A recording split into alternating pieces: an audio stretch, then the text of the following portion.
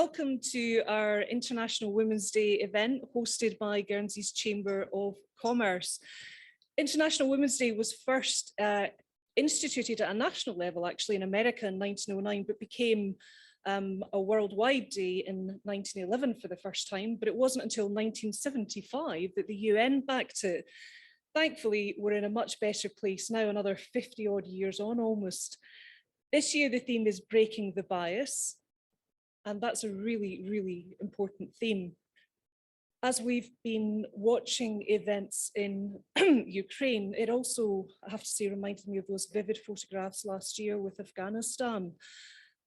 And those events show us in terrible technicolor detail just how impactful, in a very adverse way, hate and bias and fear can bring.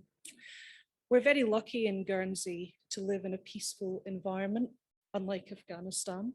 Women are free to go around, drive cars, go to school, go shopping, pretty much do everything we want to do. And stereotypes are diminishing, if not entirely diminished. But the journey is still not over. In my own job, so I'm a lawyer to trade, to do litigation, I was asked if I would be able to commit to a big court case because I had a young child. Never mind that I'd be online from 4:30 or 5 in the morning, making sure that I had the work done for the others. I was told I wasn't allowed to wear a trouser suit. I would occasionally find that the end of conference entertainment involved visiting a venue where tassels and underwear were initially advisory, but not so by the end of the evening. Not good or not particularly welcoming as a woman. Now, Guernsey, thankfully, is generally very good as a place for a woman to be and to do business, but there's always room for improvement. And unless we stop and pause and hold a lens up to how we operate, what we do, we run the risk of failing to fix that, which can often be very easily, quickly fixed. So Chamber's delighted today that we have a panel of eminent commentators to talk us through their sense of where Guernsey is, what we can and should do better to break the bias. Now, today's event will be moderated by a very familiar face, the wonderful Kay Leslie, our former director of Chamber as of a few weeks ago, and a veritable force of Guernsey nature. I'm going to leave it to Kay to introduce our panelists in just a minute. I just want to say a few words of thanks first, an introduction.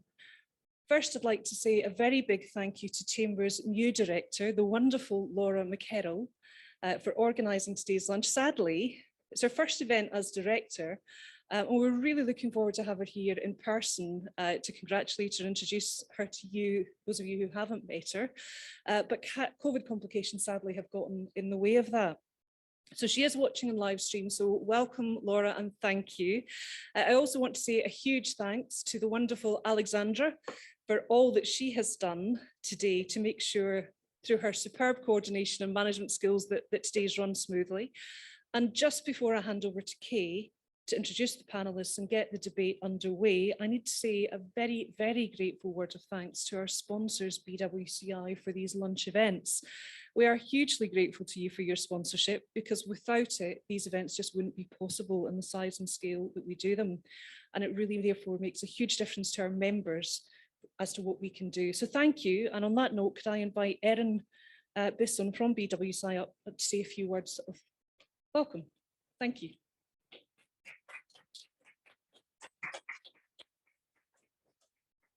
Good afternoon and welcome to this Lunch and Learn. BWCI is delighted to be able to support these events and in particular International Women's Day. The first person to qualify locally as an actuary was actually a woman, and she's now risen to become our managing partner. So we recognise the importance of women. As a firm of pension specialists, we also are looking forward to secondary pensions coming in next year. And women have longer life expectancies generally than men, so it's even more important for them. We do hope you enjoy the panel discussion, and on that note, I'd like to hand over. Thank you.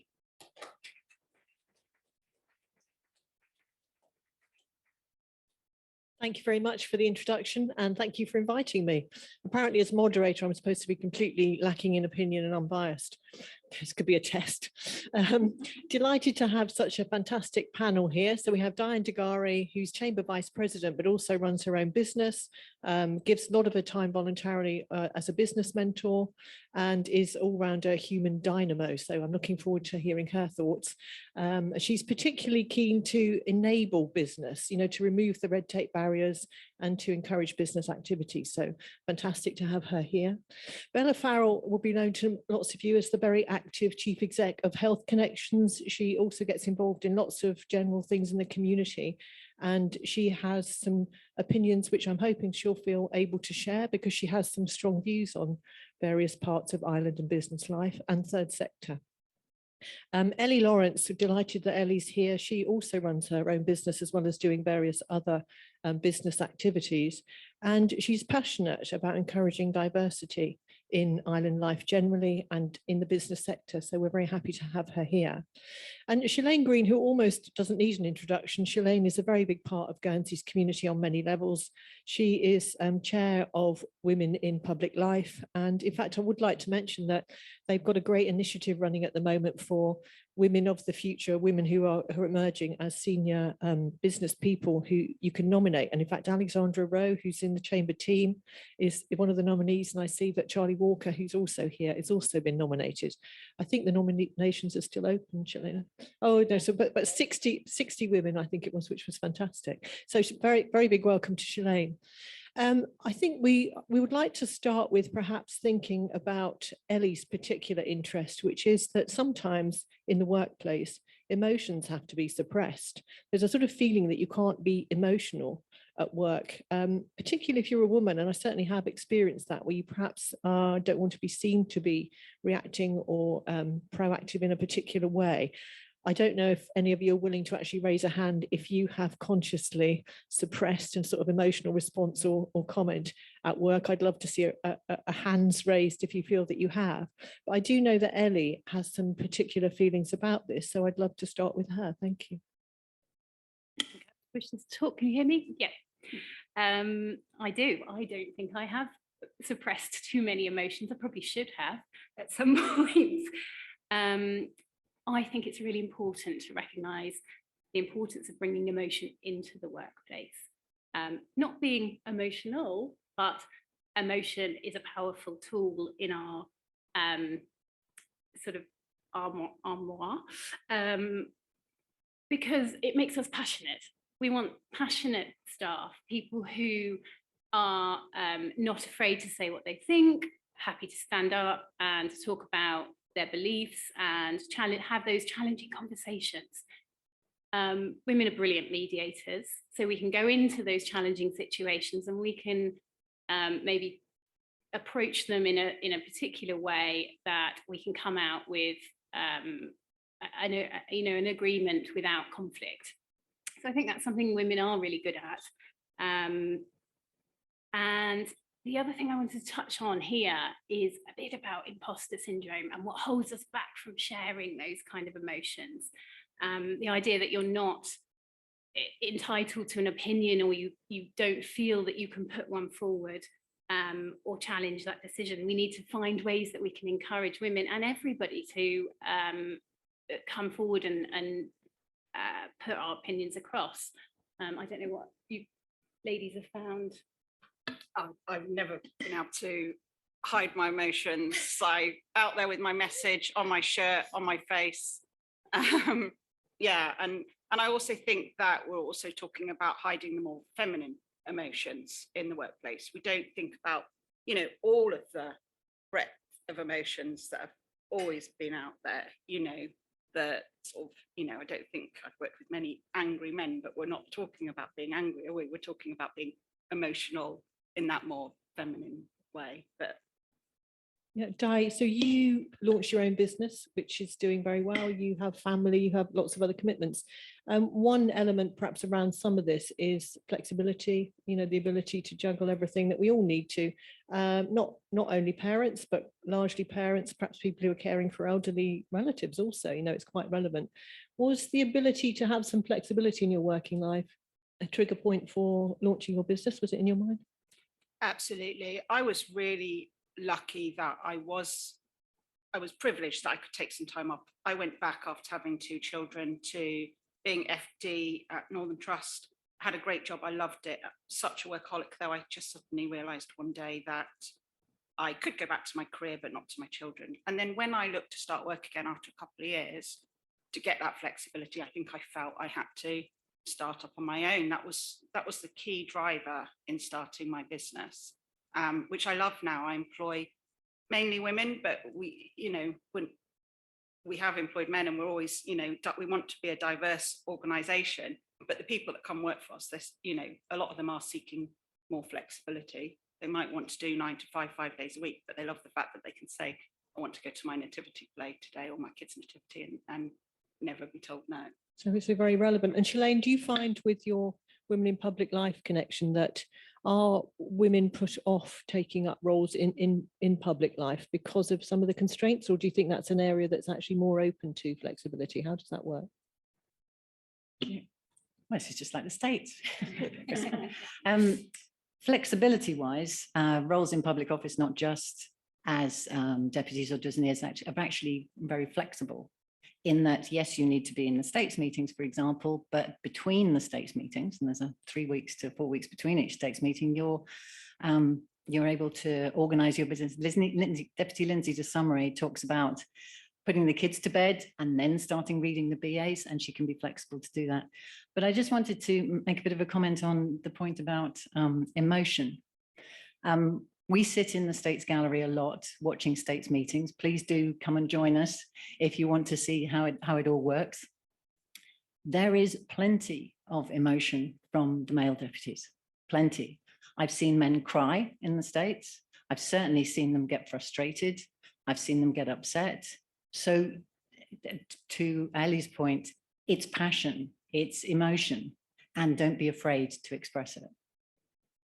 Thanks, Shelaine. Bella, can we come to you, because you've navigated your way to a very interesting role in the community where you head a large third sector group, but you also have a very strong commercial awareness, don't you? Because you're looking to reach a point where it could perhaps be self-sufficient. So can you talk to us about how you've approached that? Is it a very diverse organisation? Was that mindfully part of the plan, or where are you with it at the moment? Thanks for having me. Hello, everyone. So I think with the emotional question, and again with that one, it's just really important to be completely yourself. We bring our whole selves to every meeting that we go to, and we shouldn't be chameleon about that. We should just be fully authentic. So if we're feeling touched by something, or passionate about something, or strongly about something, or angry about something, it's very easy to say, this conversation makes me feel very angry, and I imagine it will make a lot of our stakeholders or customers feel angry. They're not much different to us. And I think being able to use those emotional words in an unemotional way is how we get feelings across. And that's the principles of assertiveness. I think, I feel, I want. And of course, I think emotion goes back to being little girls and being upset about stuff, or little boys and being upset about stuff. And, I've said to the Ladies' College principal many times, can we make sure all of our girls read Good Girls Don't Make History? We learn to please people, and we learn to be good, and we get to line up, and we're praised for conforming. And I wasn't brought up like that. I was brought up to be assertive, an independent thinker, and it was shocking to me to be in relationships and in work relationships and in workplaces where people couldn't bring their full selves. So I think that's the important thing. And it is people, and men are much more trapped by this than women.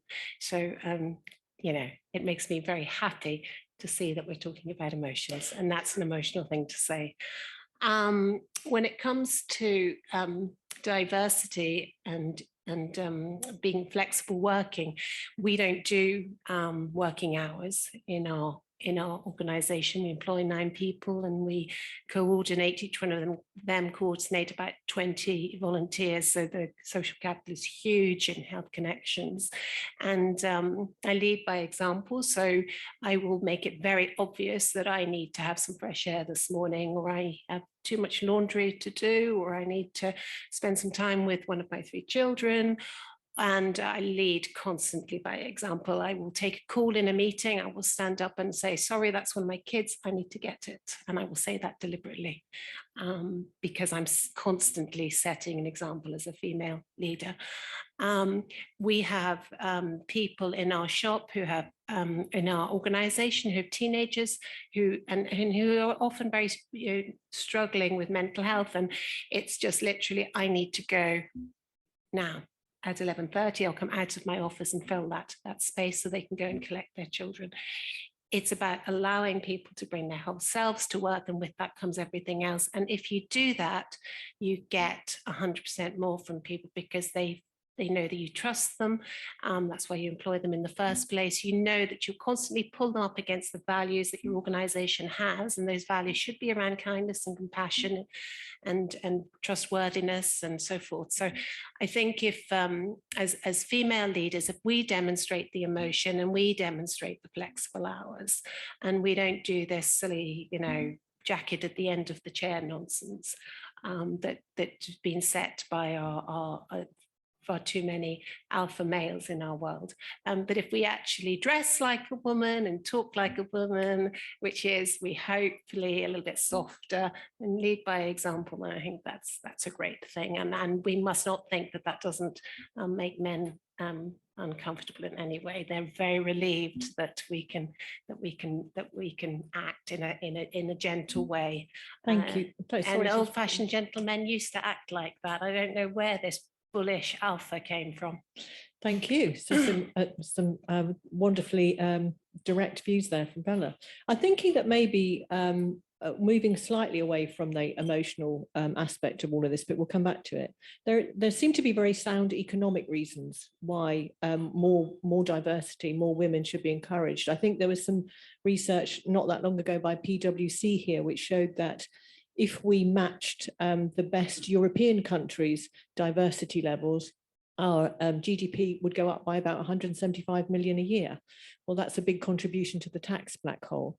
So I'm curious to know what the panel's views are on whether we should put more emphasis on the economic benefit of encouraging more women to come back. Shelaine, would you like to come back on that, please?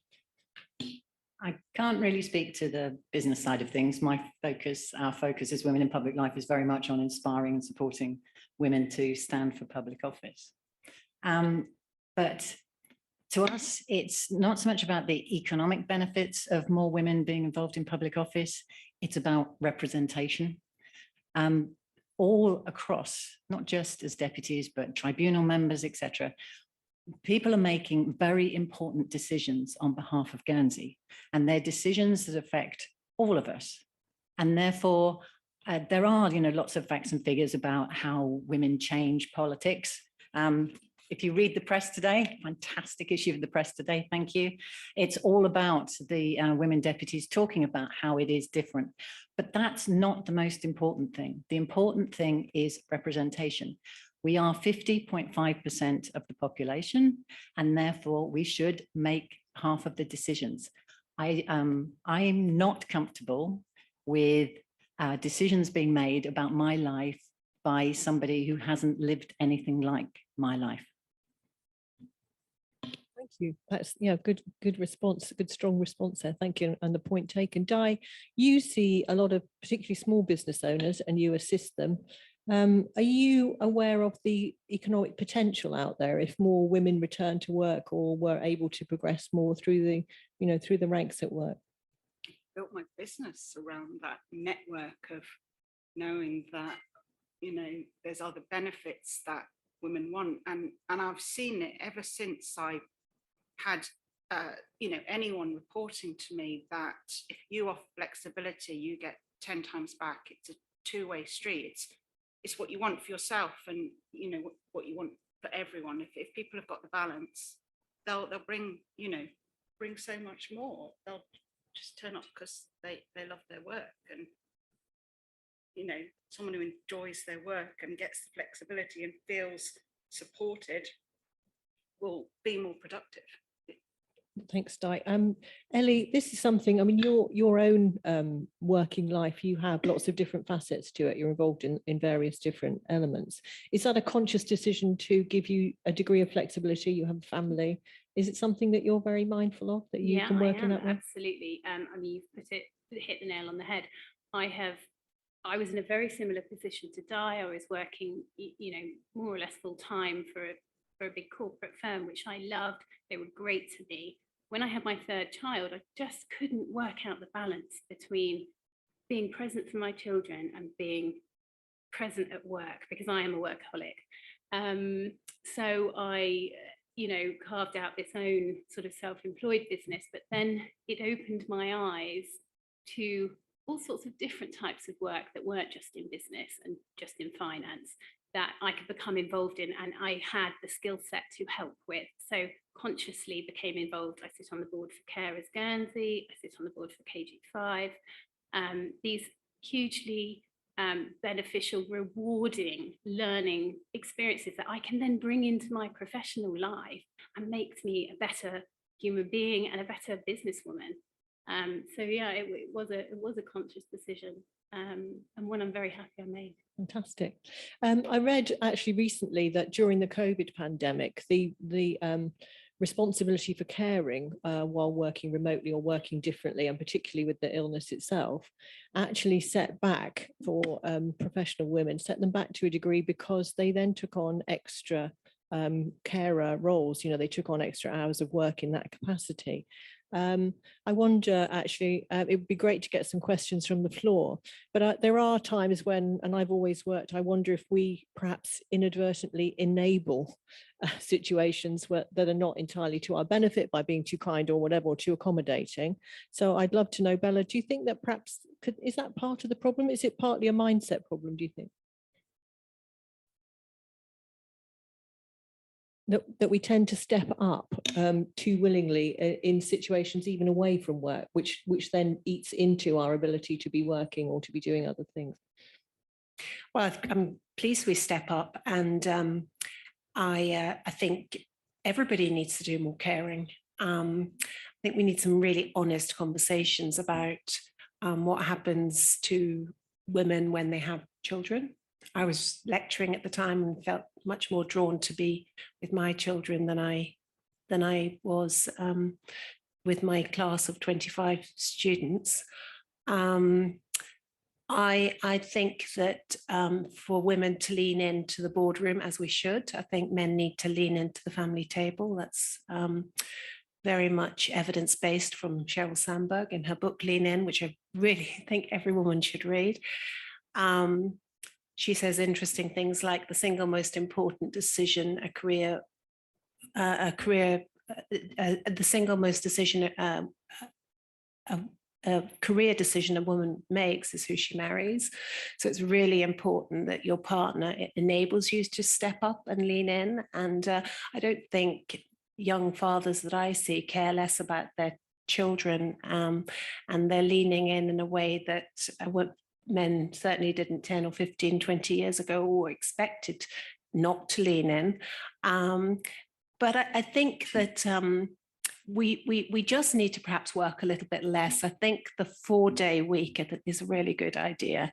I don't know anybody who's been we were all stay-at-home mums for a bit, weren't we? And we had a coffee last week, and we discussed that we shouldn't say it, it's not very PC, but the utter boredom of staying at home and picking up the food off the floor, and the isolation that came with that. And sorry, Quite enjoyed it.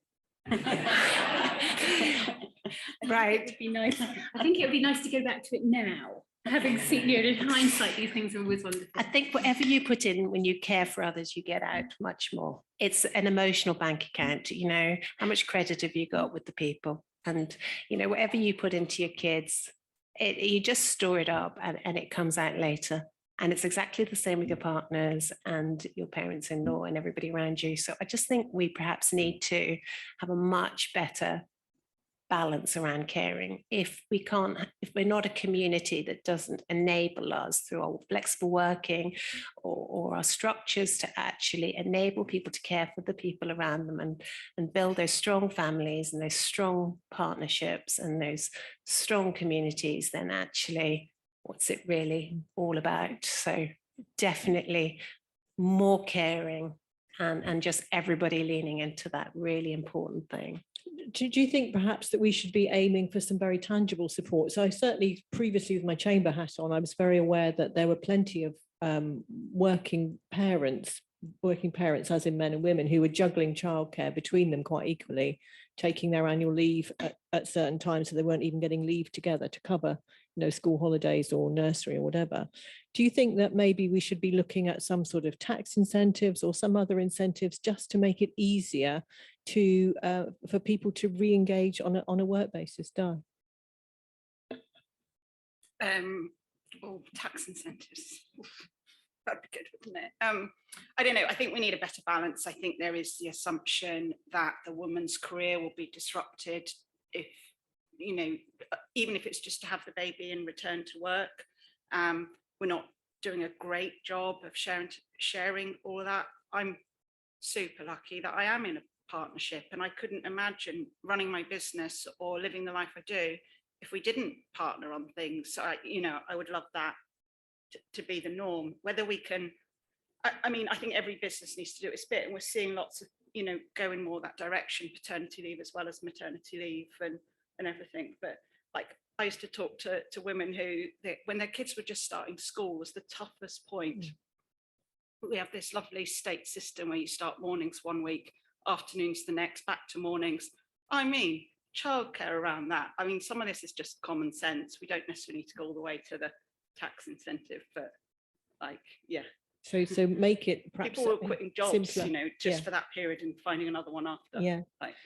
Do you think there's also, if we're talking about sort of nature versus nurture to a degree, Bella touched on the fact that we can raise strong children, and I say children because let's face it, we need both sexes to engage in the right way, but there is certainly quite regularly the imposter syndrome element crops up, where perhaps people who appear to be confident and have been raised to be confident actually are not. I'm guessing, Shelaine, that perhaps that's something you encounter with women in public life.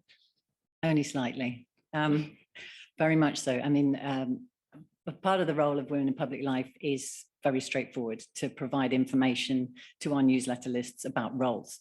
But another part of it is I have an awful lot of coffees with women. And it's a wonderful, wonderful part of the role that all of us do. But yes, the imposter syndrome is loud and clear. It's a matter of women overestimating the roles that we're talking about and underestimating their skills next to them. And it's absolutely apocryphal, the Hewlett-Packard research that says men will apply for a job if they meet 60% of the criteria, and women if they will only do it if they meet 100%. But it's so true, and it comes up in every single conversation we have. So for us, it's about how do we overcome that? And as I say, a lot of it is about taking away, demystifying these roles in public office, being a tribunal member, being a non-states member on a committee, taking away the mystery of that.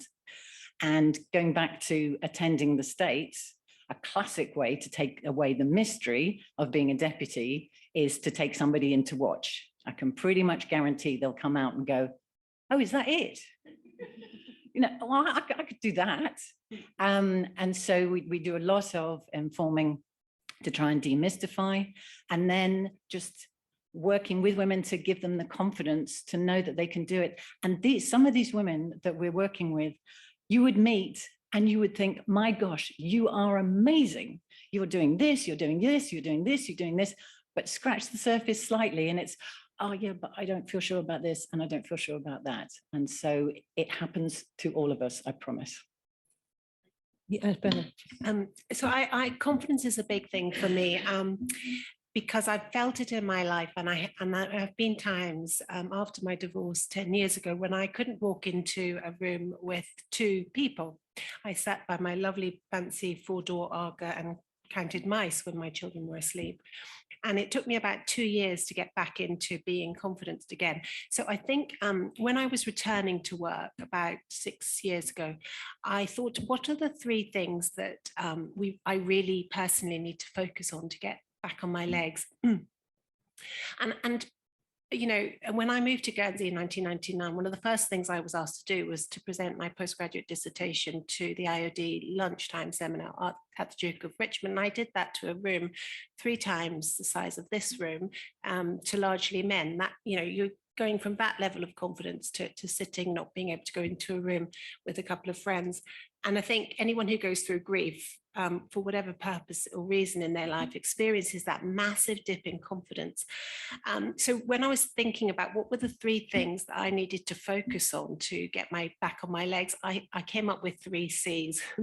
Being a typical sort of MBA, you have 4 P's and you have all of these sort of things that you do.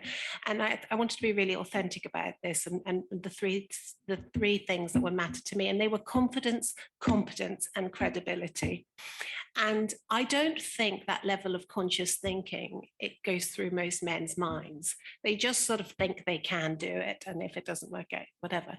But we're really conscientious as women, and you know, there I was with years of experience, lots of qualifications, and I was still thinking I wasn't credible enough to go back into the workplace because my qualifications hadn't been sort of renewed since 1999, even though I've done 12 years back to back of training, including, of course, a master's. But so that that was the competence and the credibility bit. And the confidence bit, I just decided to fake it. And as soon as I decided to fake it, and I'm faking it now, as soon as I decided to, because I don't wear blue or yellow, ever. Everybody knows me for being very sort of tasteful neutrals. So it takes a lot of confidence to put on a bright yellow coat, and I have to fake it every single day. But I would really just encourage all of you to, who don't feel the confidence bit, because all of us that appear very confident have this daily battle. Just, you know, just, I have a great friend who's 65 and he goes, just fucking do it. That's his thing. Don't overthink it. Don't come up with reasons why you can't. You know, you can be really shallow about this, girls. Just say, do you know, quite fancy that job. I'm going to go in there and tell them I can do it. And hope for a little bit of positive discrimination, you know, work that card, whatever you can. You have credibility way beyond most people. I know you do. And, you know, believe in yourself. And I think that's what we need, that confidence that keeps coming up in girls' narratives. It doesn't come up in the same way in boys' narratives. And I'm sorry if that sounds a bit sexist, but it just does. We're rubbish at being just, we are who we are. You know, I love that my teenagers say to me, don't be so judgy, mummy, because I think that's the worst thing we are as women. We're judgy of each other. Just don't be so bloody judgy. Just show up. And, you know, we talk about equality and diversity, but actually the minute someone thinks a bit different to us or looks a bit different to us or says something that we don't agree with, we start to be judgy again. So just be yourself. Just do it and fake it if you can't. And girls, seriously, the younger generation, there's nothing you can't do. So I really, really believe that confidence is the key that we all need to do. And it's really hard work every day, but just look yourself in the mirror and go, of course I can. Thank you. So anyone who wants to join the JFDI association that Bella's proposing can see her afterwards. Thank you for that. Ellie, I know this is something that you're very interested in, and I also know at the risk of, this is not at all ageist, but obviously you're slightly younger than some of us, quite a lot younger than me. But I do know that I have a 20-something who's quite fierce, and she most of her friendship group is the same. Do you think that we're going the right way? That's a loaded question. Do I think we're going the right way? I think we're making steps towards going the right way. I mean, if you look at the OECD figures, we are still 112 years behind where we would like to be. So we're probably not going there fast enough. And we need to look to countries like Iceland's a really good example. Number one of, you know, gender equality in the world. They saw that their gender gap was 122 years behind, and just accelerated that process. They put policies in place, and they were big policies. They took advantage of, you know, changes, big changes in the world. So the financial crisis, 2009, they prosecuted the people in power who they felt were responsible for, you know, contributing to that. And they said 40% of all boards need to have female representation. Females need to be on 40% of females. So yes, I think we are aware of the issues, but talking about them more, days like this are really important because we can all share our views. But I think we were talking before, what are the takeaways we take? Because it's all very well having these events and we're all hearing these messages, but we need to learn how to take those and move them towards that goal. More action, less talking, I suppose. Yeah, thank you. So perhaps with that in mind, Shelaine, I know that you're very much, you know, women in public life, but we touched on the fact that maybe there should be a sort of a support network, not a networking group. There are business networking groups, but a support network for women in business. Is that something that you'd be open to? We wouldn't, because we're fully occupied in public office. But we are very conscious that if we get an inquiry through from the media about gender pay gap or flexible working or anything like that, where do we send that to? Where is our equivalent who are supporting women in business? And I thought it might change about 2 years ago, summer of 2020, when Jersey brought in their new family leave policies, where both parents get 52 weeks if they want it, 6 weeks paid. That is stratospherically ahead of where Guernsey is on this issue. And I thought, there's going to be a backlash. There's going to be a backlash in Guernsey. Crickets, nothing. And we're very conscious that, you know, here's the map for women in Guernsey. And we are this tiny specialist bit down here doing something, you know, quite straightforward. There's the Seroptimist, there's Women's Institute Guernsey, which is starting to be a bit more active in this field. There are wonderful things coming in, like the Guernsey Women's Collective. When they started after Sarah Everard and the Vigil, we all went, there it is, there's the voice for younger women talking about sexual violence, etc. But there's still a big gap for pushing flexible working, etc. Because the women deputies in the States can't do it on their own. The best things happen where there's a combination of a push from outside and a receptiveness inside.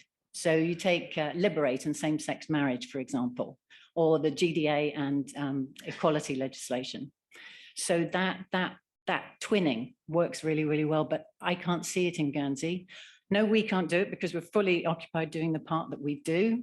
But if anybody wanted to start it, we would be very, very happy to have a chat with you and support it. Thanks for that, Shelaine. I'm wondering actually whether the time is right in a sense, because we have a recruitment crisis that we all know about. You know, I know there's an accommodation issue linked to that, but is it perhaps a bit of power to the elbow that business in its broader sense needs more people to find work? And there must be quite a lot of parents, non-working parents who could be returners. Di, is that something that you think would be a benefit for Guernsey?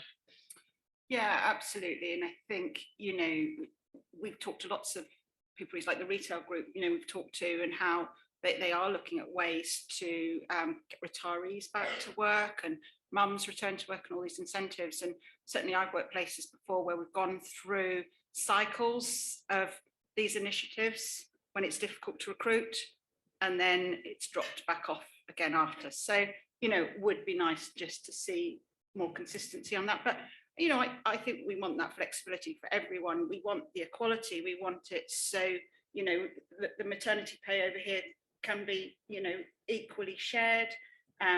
We could do our own tax returns. You know, the default approach is that the States is sexist, you know, and I absolutely think we do have a workforce that we could and need to tap into. Thank you. And actually there's a situation, I guess, where, and actually I can draw an analogy with Chamber maybe, because 4 years ago, Chamber's membership was probably 90% male. So we had to put a lot of effort into diversifying that. And it was very much a focus. It wasn't something that just happened. It was something that we made happen. And so I'd love to think that on a community level, we could also do that. But Ellie, this is something that I know that you're very passionate about, just encouraging diversity and flexibility. Can you see any takeaways? I'm sorry, this is a real tough question. Can you see any takeaways that we could perhaps seek that would make that generally easier? Um, I'm guessing flexibility is a key in Yeah. there. Yeah. Flexibility has got to be the key. I do a number of sort of strategic directorships as well. And one of those that I do is for a sort of local entrepreneur. There's lots of them coming to the island. I think Locate Guernsey reported there's more entrepreneurs coming here than ever before. Fantastic, bringing their families. They are so flexible with their working, so forward thinking. I have a day rate. My day is 8 till 2. I can drop off my kids, I can pick them up. And it gets the absolute best out of me in those hours because I feel empowered. And I think we need to bring that to more business sectors. I appreciate it's not that practical. You know, we've got retail, they have to be open when consumers are, you know, around and the footfall is there. But maybe we need to look at shift patterns and so on to make businesses more flexible and recognise that productivity of people who feel, you know, valued and important to that business. So yeah, that's a big upskilling. That was another thing that we talked about. Really good for imposter syndrome. If you are feeling like you're not good enough, how can you upskill? Go to more of these events, go to more courses, network as much as you can. What more can you learn? I'm all about, you know, taking every day. I take away so many things from so many conversations I have with people, courses I attend. Every day you need to be adding to that bank of knowledge. So that makes you feel like you are not the sort of person in the room that knows nothing. So that would be a Fantastic, thank you. tip. Is there anyone in the room who'd like to contribute at this point? I mean, Linda, I know that you deal with lots of different organisations. You know, you're always very energetic. Is there anything that you'd like to contribute at this point? I just wanted to say I'm sitting here with 6 iconic young women of the future, of the 60 who are on our map. So, and they're a brilliant, brilliant collection of people, and just to welcome them.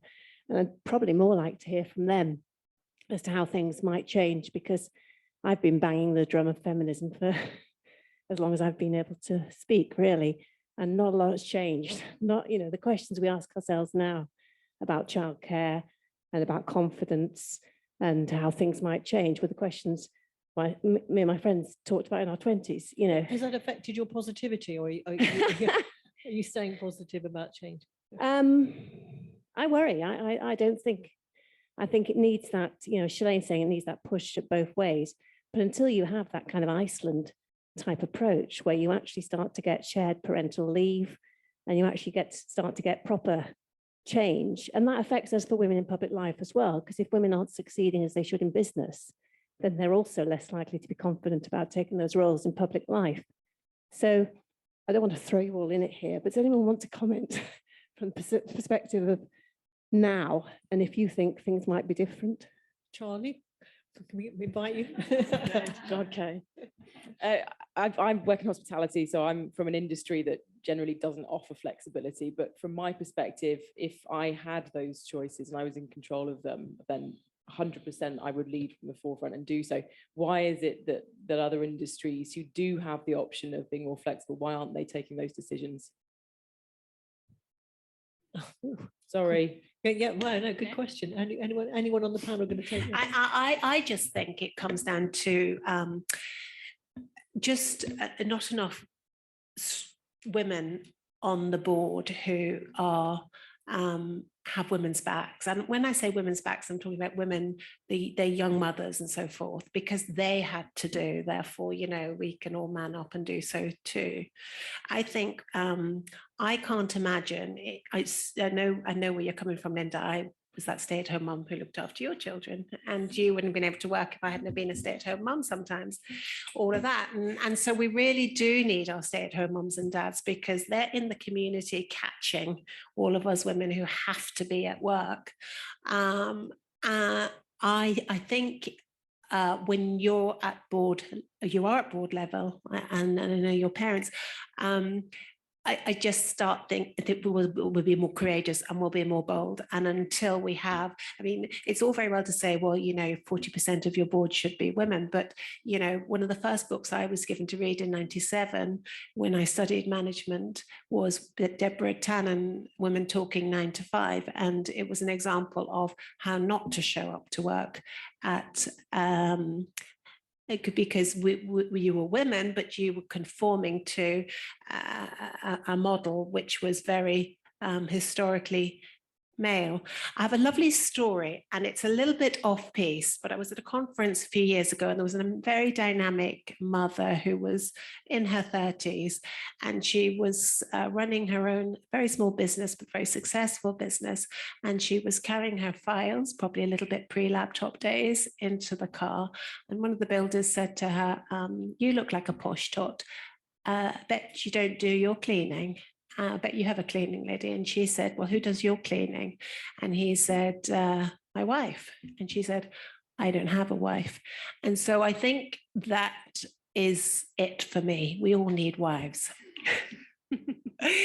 And I know that that's what I was told when I was sat around a boardroom table, and I had that, you know, the answer to your question is diversity at the top, so that we don't just do this through need because we can't recruit, so we just action it now.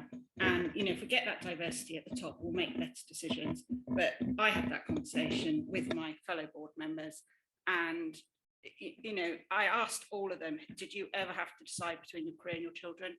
And none of them did. They all had stay-at-home wives, and that was their conclusion, that I needed a wife. I didn't think that was necessarily the way forward. I think we need more equality, but, you know, it's like that is.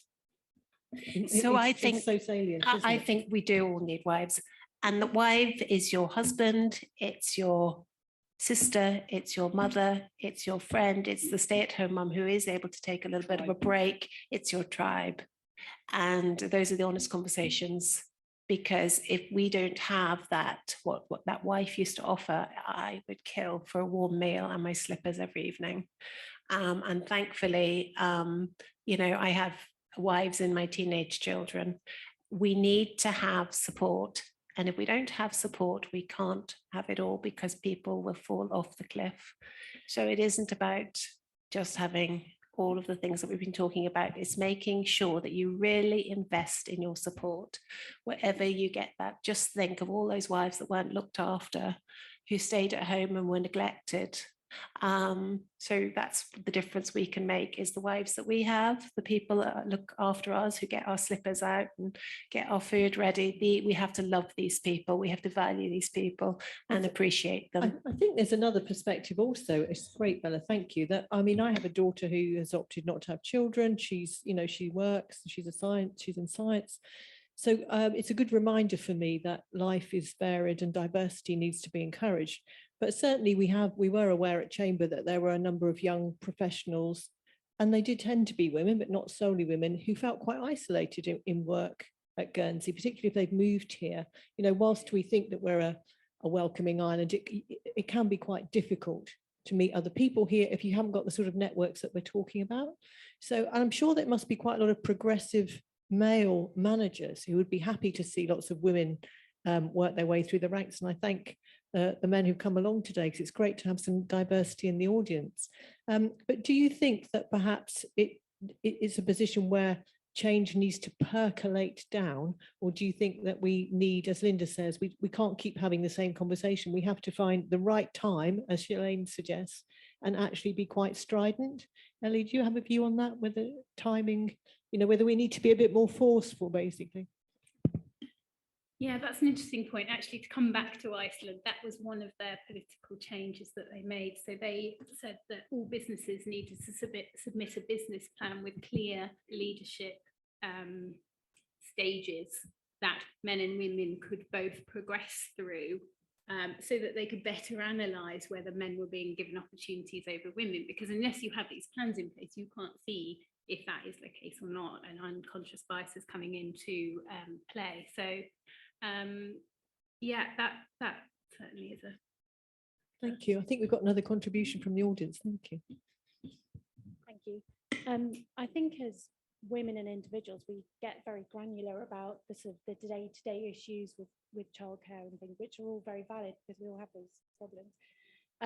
But I think the real issue is that as society, we have to have a vision for the kind of society and community that we want to live in.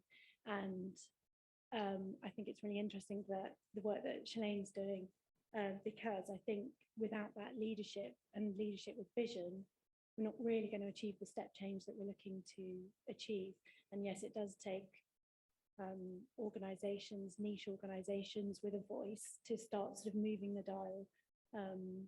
But yes, I think we have a bit of a void in public life. So I think the work that Shelaine and her team doing is really, really valid. Thank you. Shelaine, would you like to make any replies to that? That way around. See, I'm never going to be a stage member. I shall have much more sympathy for them now. Just to both your points, Kay, you used the word strident, that we need to be strident about this. I don't think we do. I think we need to be strategic about it. When the change came to maternity and paternity in Jersey, I asked Deputy Louise Dublé, who was the backbencher who'd pushed it through their equivalent to the Employment Social Security, how they'd managed to achieve it. And one of the ways was that it's a benefit to men. So it's not fair on a lot of men that they can't take the paternity leave. And so she managed to talk to the deputies in the States in Jersey about how they were missing out. There's nothing strident about that. It's being strategic and pointing out the benefits for everybody. And just speaking in terms of women in public life, we are not in the least strident. It's purely about information and just pure providing of hard work. So please don't be put off that you think the group that supports women in employment needs to be that. It needs to be just a group of women who want to put the hard work into putting the facts out there and sitting down and persuading people of the benefits. That's a great clarification. Thank you. I was thinking actually that Guernsey as a community is pretty awesome, isn't it? A lot of the time. I mean, the response, the Ukraine appeal response, there were great queues of people waiting to donate in the street at the weekend. So perhaps it's something, do you think there would ever be though, Shelaine, a trigger point, or is it entirely that you think it has to be a mindset piece over a longer period? How do we take that first step? Because I have to say, echoing Linda's thoughts, I've been in business for a long time, and although things are better and I see a lot of positivity in the younger generation, I still feel that we've a long way to go. It is difficult in Guernsey because we're a small population, so finding a group of people who have the time and the energy to do this is difficult. And I also appreciate that when I talk to people about this, one of the reasons they don't want to do this is because we all have to work in this island and people don't want to get a reputation for causing trouble. So I do totally understand that one of the reasons why I can do this job is because I don't work for anybody. So I am independent, and you know, what are you going to do to me? So somehow we need to find a couple of core people who have that flexibility to bring others in, and just people who really want this to change. Yeah, thank you. I don't know if we have any representatives from PwC here, but I do know that they've done a huge amount of work around diversity. I think they have something on themselves today. But do you think it will help if, you know, the Big Four, if senior corporates, I mean, we know that a lot of Scandinavian organizations are very progressive. We've got Iceland. do we also need from the top down that sort of board level awareness in some of the big organizations that this is something that has benefits for everyone, not just for women? And Ellie, could you take that? Yeah, absolutely. I think businesses are realizing that. I mean, you know, I'm thinking of these directors of human capital, Susie Crowder is one of them. Businesses are trying to be responsible and take responsibility for sort of these subjects and these issues. And they are putting people in positions of power that can disseminate that information to the rest of the organisations. I think, to come back to Shalaine's point, the difficulty is finding very diverse working groups of people who have the time and knowledge to come and format these ideas that they can then move through sections. And I don't know how you sort of recruit for those working groups that get together and identify the issues like in the room today and then move them forward. But I do know that businesses are aware of the importance of that. So if we think, because actually it'd be great today, wouldn't it, to think we could take away from this a sort of action point, even in our minds, about what would progress things. So the idea of having an organisation that supports women, that is not a networking group as such, it perhaps could be one of the takeaways from that. And hopefully some of the comms around this will also help. Karen Hayes, I see that you're here, and thank you for coming along. Great to see you. You're very active in supporting women in business, and you've got a fantastic network. Would you like to input to the discussion?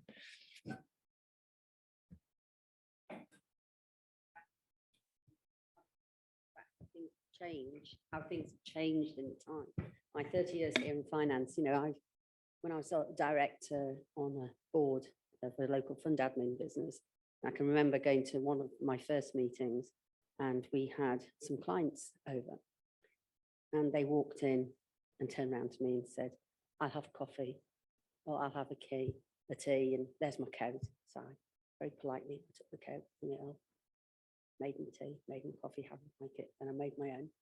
And then I sat down and they kind of looked at me and I could see them thinking, this is a bit weird. And in comes my fellow director and go, oh, this is Karen, have you met her? She's the operations director here. And it was a very surreal but really nice experience because they were so embarrassed. It was great. But it's that assumption that there used to be that, you know, if you're there and you're female, you just make the tea and the coffee. And it has changed massively. And I do see more women on boards, but I still am, I've got 9 clients and only 2 of those boards, those clients have women on the board with me. I'm the only one. And there are a lot more women these days involved in non-exec directorships and things like me, and things have changed. But I think thinking financial services, I think one of the biggest changes we've just gone through, we've just had the largest social experiment in the world for the last 2 years with COVID and lockdowns with work from home and enforced flexible working. And particularly in finance, where prior to that, it was, you know, you always, because I tried to encourage when I was the business I worked in to get part-time workers, mainly women, people return who were qualified, who've been and had children. It doesn't mean the brain's gone, and be a bit more flexible. And it was just, no, we can't do that. No, you know, oh, it doesn't work. It's got to be full time. And, you know, you've got to be there when the client's there. Well, no, you can't go and do some work in the evening or split the day off or let them go and pick up kids. And I think, oh, that won't work. But the last 2 years have just proved that it can, and it does. And I think that that is a platform for women generally to change things, because they can't any longer say, well, you must be in the office at your desk 9 to 5. Because not only do women not want to do that, neither do men. And men want flexible working as well as women. Men are quite happy, and I think of my nephew who works and they do part work in the office, part work at home. And he loves the fact that in the middle of the afternoon, he can take a 2-hour lunch and take his little boy, who's 4, to the park and go and do something with him. And then comes back and then works a bit longer in the evening when they've gone to bed.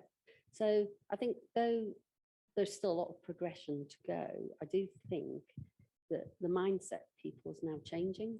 and that there is an opportunity there. And I think particularly in Guernsey, that's quite important because we have a huge non-working workforce out there, and we have a huge number of job vacancies. And if we could tie the two together, there was a comment made earlier, it might be by Elaine, I'm not sure, but you know, we have a big black hole to fill here. And I think it's an opportunity that we could potentially fill it and get some more women back into work. And those women who do come back to work, we've got little children and they have to do less hours. As those children grow and get older and go to school and get to the stage where they go to school on their own and don't want the parents around, you know, those women can then work longer hours and go back into full-time work and also at the same time progress up the ladder.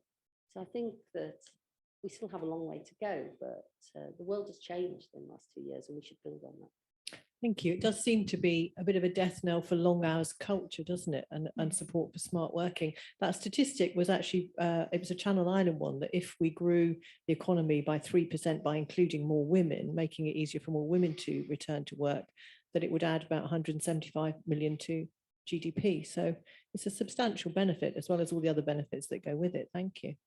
I think we have a question at the back. Thank you. Another Karen. When I returned to the island 8 years ago, I came back from Australia, but I had my boss in the US and a team in Asia and Europe.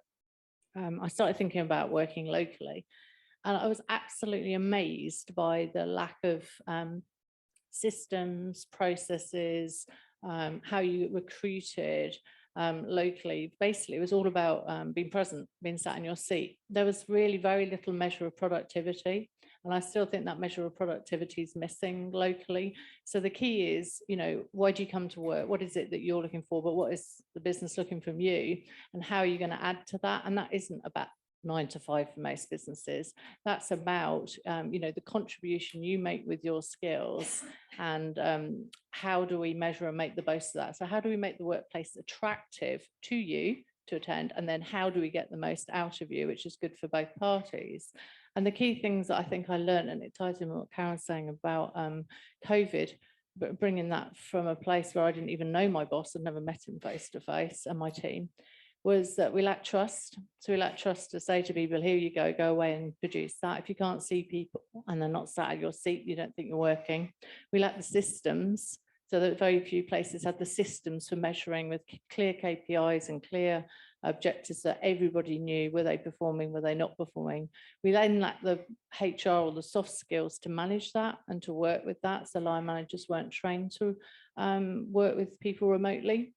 And out of that, I think, you know, the difference between how we worked for me now nearly 8-9 years ago and how I was hoping we'd come out of COVID was that all of those things would have progressed. But I still don't think we are measuring the way that we work so that we all leave thinking, great, I've ticked that box, and the boss thinks that, but it has nothing to do with your hours. It has to do with all of those other skills. And I think if we could try and change that, and I'd ask anyone who's a recruitment agent to change that as well. You have to fit in a box over here, who are either a fund manager or you're an office or you're something, but we all bring different skills that can contribute to the economy, and more than ever we need every single one of those skills. Thanks, Karen. I have to say you are a beacon of positivity, so I'm pleased to hear that you're staying positive, because that would be really worrying if you were not. Okay, sorry. Okay, I just have a thought, which is that what we're really talking about is sometimes it's not just, I really always worry that when we start talking about men v women, it's just really not about that for me. It's about the style of leadership and management, and is it autocratic, patriarchal, or is it actually more a coaching style, which is enabling, empowering, trusting, and all of this. And we must move towards the coaching style of leadership and management and away from the management controlling style. Otherwise we are going to have this sort of adult transactional analysis controlling parent culture going on, and we're all these sort of, you know, well behaved children. What I would like to see more of in every organization and in every workplace, and indeed in every home, is more of a balance between masculine and feminine energy. And I'm really appealing to men to be more in touch with their female energy, and for women to be more in touch with the masculine in them. And it's obviously Mark Smith here, because Mark and I, with one other person, founded the Men's Shed a few years ago. And there was a lot of talk about, you know, the need for a safe place for men to be and chat and so forth. And we're starting to have the conversation now about a place for women to be in support. And I just think we need to start thinking about bringing up the feminine in everybody. And that means bringing up the caring, the kind, the trusting, and going back to having systems that enable that. And COVID did exactly that. You didn't have that big watchdog thing. People were in their homes being productive, and that only happens when people are in roles that they really care about. So that's the first thing is, you know, are we still expecting people to go into industries on Guernsey where actually people aren't personally invested? Because if they're not, they'll just automate. And it goes back to that's the demotivating thing. So it really is about allowing an economy that has got a diverse a bunch of ways of making money. And I'm really finally, I want to say that my house is always full of teenagers. And I love that younger people just don't have this man-woman divide. And you're probably thinking this is a very old-fashioned conversation. It's just really lovely to see how gender neutral the younger people are. And I don't mean that in a sexualized way. I mean that in their attitudes. And I can walk up to my daughter's bedroom and there's 6 of them in the bed watching the movie, and half of them are boys. And it's the girls don't, you know, they dress with their V's down to their belly buttons, their breasts are exposed, but it's not in a sexualized way. And I just, you know, and the old-fashioned guy will say, well, you know, men are men, but actually it's very refreshing to spend time with young people and see that gender neutralization that has gone on. And, you know, how many women today are wearing trainers in the room? Just put your hand up. You know, this wouldn't have happened 10 years ago. We would all put on our heels. So I think that's what I mean. I think we just need to get a little bit more neutralized about whether we're men and women. I would hate to see a board with 8, don't put this in the press, but 8 Margaret Thatchers. I mean, I'd much rather see a board with 8 docile men who I can sort of twist around my little finger. But, you know, you've got to, it's not about men and women to me, it's about having that good mix of masculine and feminine energy. Thanks, Bella. I think to go back, thank you, parallel to that, do you think though that there is a place for systems? I mean, it means that you can work remotely and your management can still be aware of what you're doing. Di, you love a good system, don't you? Do you think that's a big positive? Yeah, so, you know, for us as a firm that have embraced systems and tech, it was easy just to switch it. Everyone worked from home.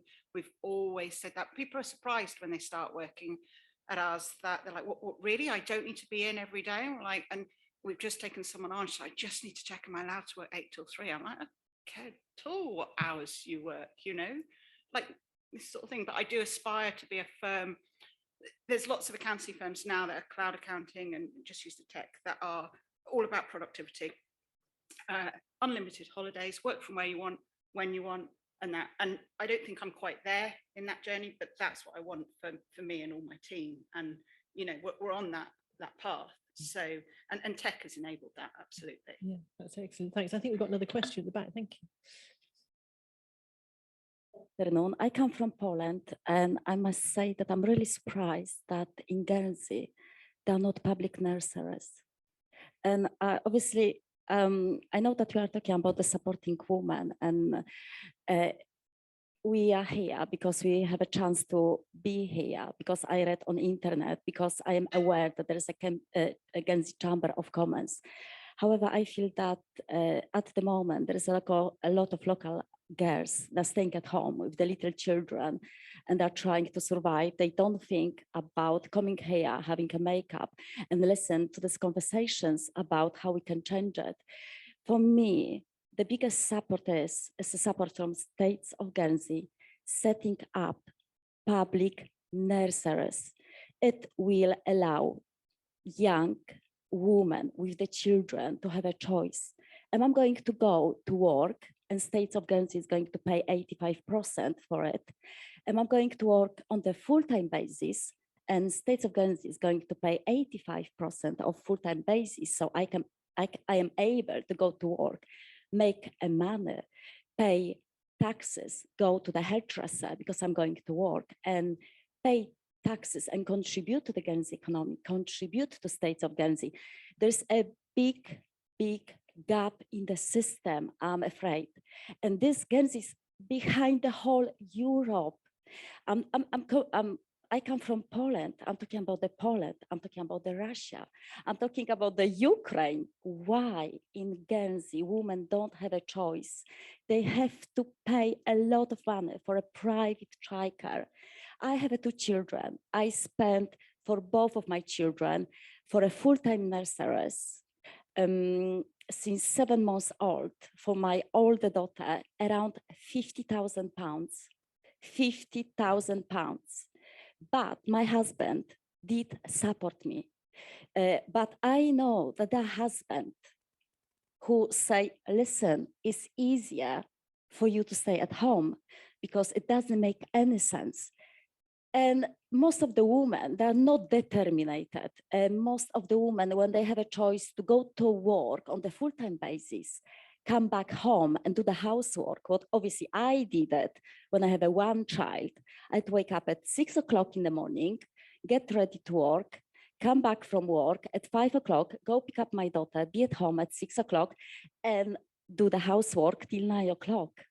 Yeah, So the thing is, this is the thing what we need to talk about this. Less talking, more action. Less talking, public more nurseries, public nurseries, give the woman choice, young woman. I'm 42. I'm not 20 anymore. I think that's a really valid point. Thank you. I think Di would like to say. I totally agree with this. And I kind of feel like states have made some progress in this. You know, there's this like paid for childcare spaces now from 15 hours for the year before school, but you know, and that started just after mine qualified. We just missed it. We talked about it for a long time. Mine will also probably miss out on the secondary school changes, but you know, I won't start on that.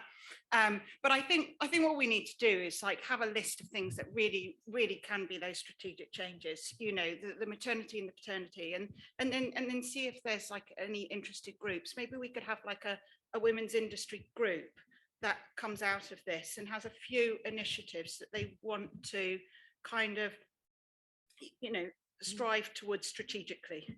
Sounds fantastic. Sounds great. Thank you. I think Dawn, I think you wanted to contribute. Thank you. Thank you. I just want to draw a few threads together, if I may, because obviously we've talked about, I mean, what Karen Blanchford said earlier about the KPIs, also about the Iceland approach, and obviously Shelaine with women in public life. Now, for me, one of the biggest examples of how to do this right is business, but business can do it on their own, if you like. The States of Guernsey have 5,500 employees. They need a bit of a kick up the proverbial. And there was obviously some work done on longer working lives, and parental leave was part of carers. So what I'm really trying to understand, for me, it's always been, as you'd probably expect from me, that we need people in the States, deputies, who actually are seeking to do these things, to bring these threads together, to get the Iceland approach. And I'd like the, and that for me is the priorities, lead by example, both in the States of Guernsey and through leadership, and to reinforce what business does as well. And that's what I mean about bringing all threads together. And I'd like the views of the panelists on that. Thank you. Thank you. So, I mean, sorry. Yes, absolutely. 100% agree with you. But I actually think that if we go back to attachment parenting and everything that we know about that now, it is really important that when women return to work, which I absolutely think they should do fairly quickly, they need to return with their babies. I think I'd like to see in a few years' time. I don't think it's going to happen overnight. Employers like the states of Guernsey making sure that those creches are free and they are on site, and there are nursing rooms. There are smoking rooms. Why aren't there nursing rooms? I mean, these are basic things. You want to be able to go down, nip down and make sure that your baby's all right on site. It shouldn't be a big deal to make sure that when you have an office, there is on-site childcare. Same with your schools, the same with your hospitals, anywhere where there are public servants could be easily done. And that's a change that actually could happen quite quickly. And I think instead of actually having more free independent nurseries where again you have to dump off your children and your child is just processed, anyone, cared for well, but processed. That's not the same as you being able to work productively and sometimes with your baby on your lap. In our offices, I know it's third sector, there are dogs and babies and children wherever. Thanks. So I think we just need to get much more real about bringing our whole self, and you're not third sector. It's an accountancy practice. We just need to get much more real about us as humans. We aren't in the industrialized age anymore where we replaced machines. We are not machines. We are humans. We want to see and touch and feel our babies and our children throughout the day. And we don't want to stay at home with them either because that's dead boring and we're de-skilled. And one of the really important things is to look at the law around what happens to women who, like me, who took that 8 years and then you get divorced. You have lost 8 years of your, I wish I'd been told this, you lost 8 years or 10 years of your skilling, and the court of law does not compensate you for that, girls. So don't be thinking, you can catch up or that you'll be compensated for it if you've supported your husband's career. You won't be. You've massively lost out. So it's really important that we stay at work, even part-time, and we create organizations and cultures that support us as working mothers if we have children. Di, I think you have a comment to add. I was just going to say, actually, it's really important that we enable the choice. I was very privileged that I could take some time off, and not everyone has the option. And enabling that choice and that flexibility for all is the way to go. I wouldn't change my choices of having a couple of years off for anything. Did probably go a bit brain dead. But it drove change for me. It absolutely made me do change, but it's the ability to have the choice. And Shelaine, to go to Dawn's point about whether the state sector, I know you're women in public life, not women in public sector, but do you have any thoughts about whether the public sector could perhaps showcase how to do it? Oh, absolutely, definitely. Dawn, you won't get any argument from me, will you? But one thing I did just want to clarify about another reason why it's so important to have more women in the States. We have 8 at the moment out of 38 or 40 with the Alderney reps, and they're all doing very important jobs, which is fantastic. We're talking about bias today. There is no bias in the States against women taking on president, vice president roles and important roles on committees, absolutely not. But because there's so few of them, it means that they are all incredibly busy delivering the mandates of their committees. And so being able to take on these additional issues that aren't, by the way, in the grand government work plan, and being able to fit those in. But basically, we haven't got anybody like the role that Deputy Gavin St Pierre is fulfilling now, putting in additional things from the outside, because the women we've got are so busy delivering the government work plan and their mandates now. So that's the problem with having 8. They get sucked up into really important positions. Very grateful for that, but we don't have the backbenchers. Just we could point out at this point that Jersey has a female chief executive, just saying. We got another question from the floor, thank you. Really than a question. So I went back into recruitment last year after years and years and years in the finance sector.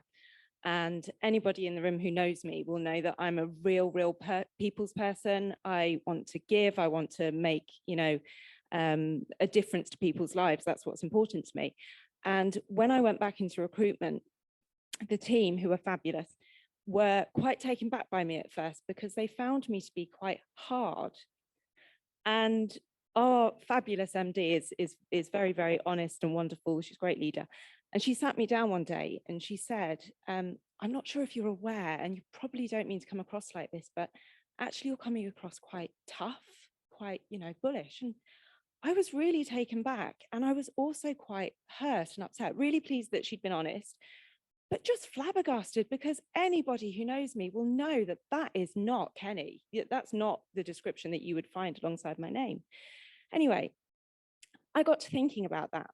Why am I coming across that way? I'm not doing that intentionally. I don't know why that's happening.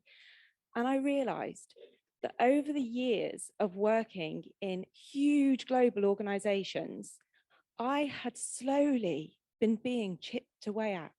And I had no idea that this was happening. And I considered conversations like, I used to travel to the UK a lot. I used to manage a lot of stores in the UK. And I remember going over, I was going to a meeting. I can't remember what the conversation was, but I remember vividly saying to my then manager, oh, it's okay. I'll just mention that the children, you know, something had happened, a meeting had to be postponed or something. And I said, well, that's okay. I'll just say what happened. It's not a problem. To which he said, don't do that. No. That's totally unprofessional. You do not talk to them about your personal life. You make something up. Okay, fine. So along we went. And that's just one of many examples from over the years where I've had it drummed into me from a very young age to not be a human, not be honest, and to just almost become a robot.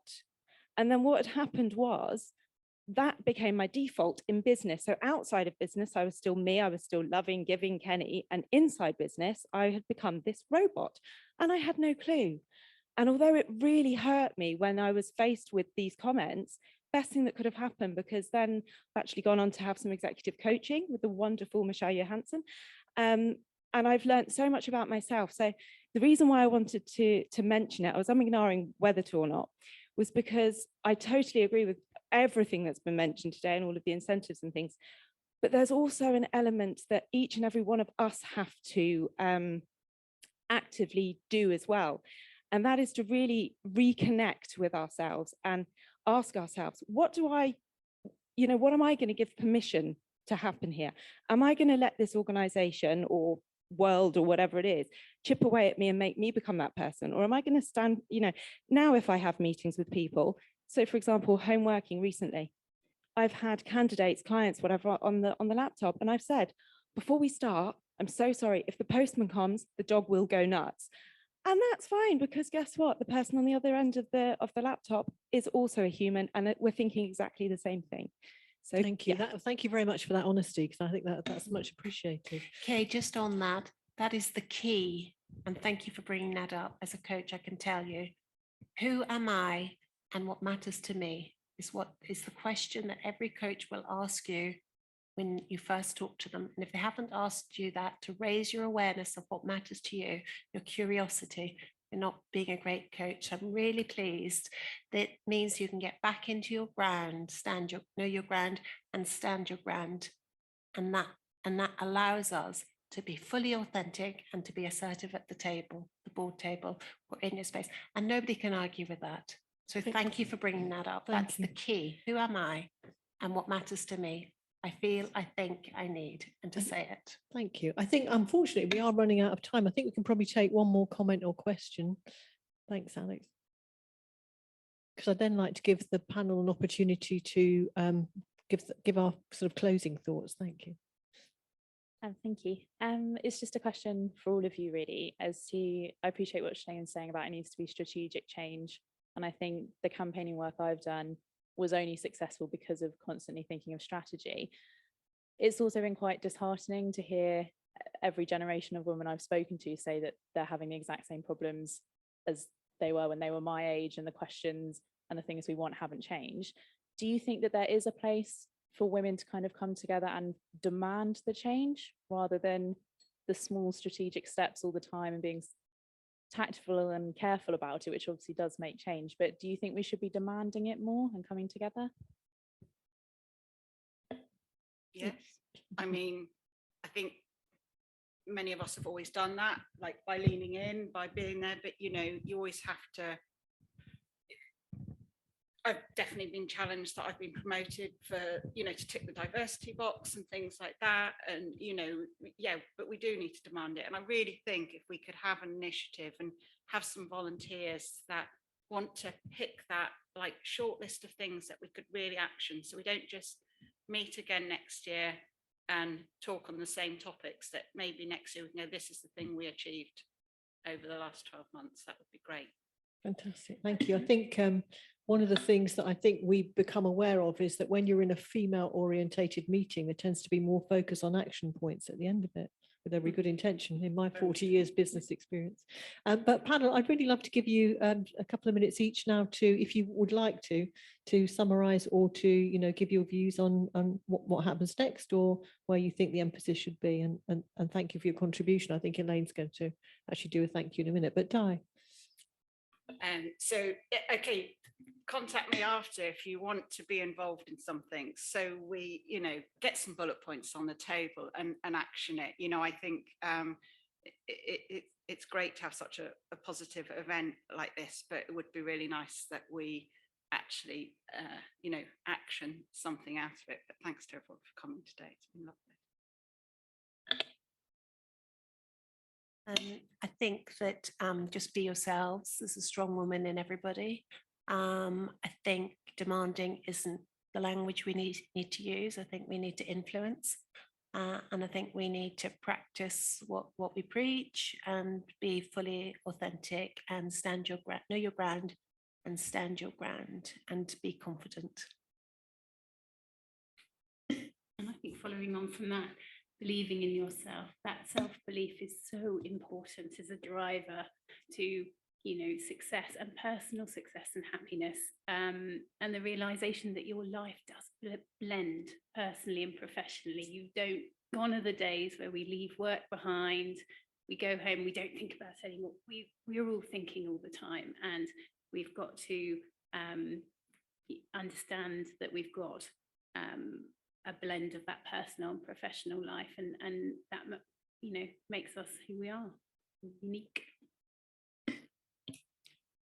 First thing is, as I said at the beginning, we love having coffee.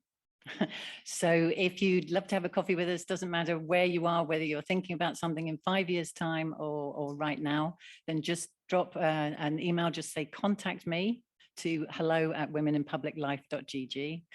And the second thing is, it's International Women's Day. It's been fantastic to spend this lunch with all of you. It's been particularly fantastic to have our 6 and 7 with Alexandra, in iconic women of the future in the room with us.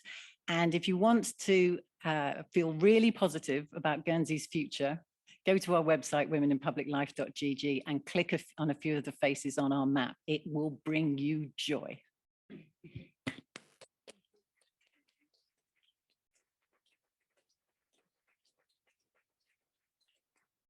Absolutely. Elaine, second that. It's sorry, fantastic. I, as always, have one final thought, Quickly then. and I'm holding on to what the Polish girl has said, because I know through Health Connections an awful lot of lonely older women. And I think there's a real place for getting these women together and offering free childcare to women, younger women who want to work. And it's that word gossip comes from God's siblings. And I think we need to do much more intergenerational work between the older, isolated, lonely woman and the younger, frantic, trying to manage it all girl. I couldn't agree more. I was a single mum for 10 years, and it's a nightmare in Guernsey compared to how it was, for example, in Cayman, where I was before, where childcare was much more readily available. I think taking away from this, probably 2 things. One is the practical, and it is that element of we don't actually have a particularly supportive infrastructure. That's something we'll take away and work on. The other thing is the strategic. We used to have, when I came to Guernsey, we had Women in Professions, where they had the Women's Development Forum, both of which have disappeared. Karen, you've got the brilliant Women's Business Network, which does the networking element of it. We probably need to look at something more strategic on key issues. And I think that's something as Chamber we're ideally placed to do. I may say that it feeds very much into our diversity and inclusion strategy. And can I just say from the public platform, because some of you will have seen headlines in the Saturday Guernsey Press, the headlines were somewhat divorced from the reality of the message that came out from the business groups, the G4, because actually we were very clear that the time for the endless debate on ADL was over, and it was very much time to move on. Yes, there are some minor issues. Yes, there is a timing issue in terms of the support that's there, but I do hope, to the extent that this issue comes up, there's a clear message from the business community that we don't want to go back. We want to go forward on that. So it's nice to have a chance to say that from the public platform. Thank you. And I do hope the press reports that, I may say, if there's anyone from the press here. So that was one thing I wanted to pick up on. The other thing I wanted to flag was a very practical thing. On the tables, you'll see there are contact magazines. There's also a brochure for women in public life. We produce contact, well, say we, there are some very busy bees in the office who do contact and who work very hard on it. It's a great advertising space. Please feel free to take a copy away, look at it, and do get in touch if there's anything we can do for you there, because it's a very well-read magazine for all our members. So if you could help us support that with content, we'd be very, very grateful indeed. And with that, I would like to say a huge thank you to all of the contributors in the room for some really important contributions, and especially to wonderful Kay for moderating that so skillfully, and on the panel, our 4 panelists for giving us so much insightful content. Thank you, and have a wonderful International Women's Day, everyone.